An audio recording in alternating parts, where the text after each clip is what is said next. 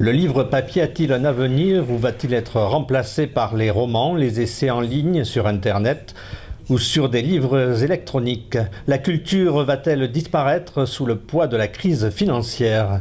A priori, le livre résiste et s'offre un salon Vivons Livre avec comme invité d'honneur le Maroc, avec notamment Tahar Benjeloun, mais aussi le sport. Selon un sondage réalisé par le cabinet Deloitte, le premier cadeau que les Français vont offrir sous le sapin n'est autre que le livre papier. Ouf, tout n'est pas perdu.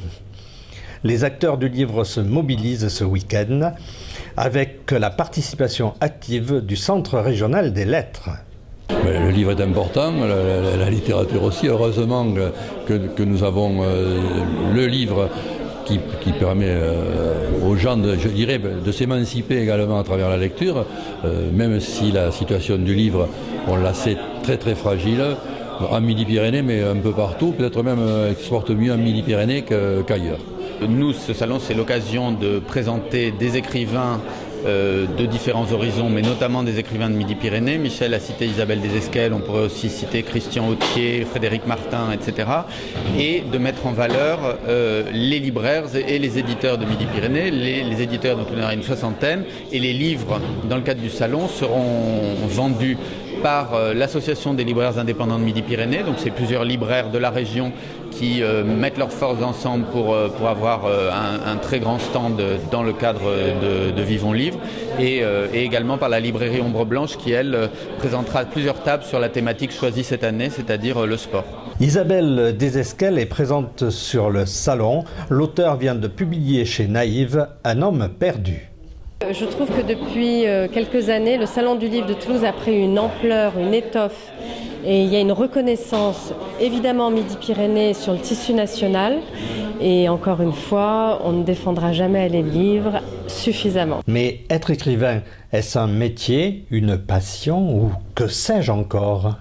Pour moi, ce n'est pas un métier, ça ne le sera jamais. C'est une passion, comme vous dites, mais c'est un travail. Voilà, c'est-à-dire la nuance. C'est une passion et ô combien un travail qui sollicite, je dirais, une sorte de ténacité. Presque violente, qui, pour ma part, implique de l'isolement, une solitude qui me va bien.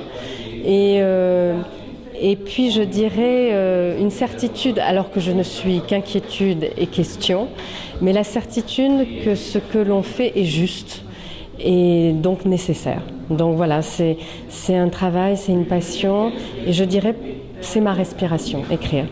La ville de Toulouse soutient également Vivons Livre. Pour nous, le livre et la lecture publique, c'est vraiment un domaine très important. Et nous soutenons également d'autres manifestations littéraires autour du livre, le Marathon des mots, Toulouse Polar du Sud, le Festival du livre de jeunesse. Et bien entendu, toutes nos actions passent par le réseau de médiathèques et de bibliothèques qui irriguent notre territoire. Faut-il aider les libraires et les éditeurs indépendants pour sauvegarder la diversité littéraire ? Il y a des librairies qui ont fermé.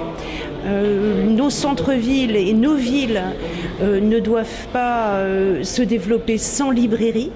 Donc nous avons mis en place un groupe de travail sous l'égide de Pierre Cohen, président de Toulouse Métropole, associant des professionnels, des juristes, le CRL, pour réfléchir aux dispositifs que les collectivités pourraient mettre en place pour éviter que les librairies disparaissent de nos villes.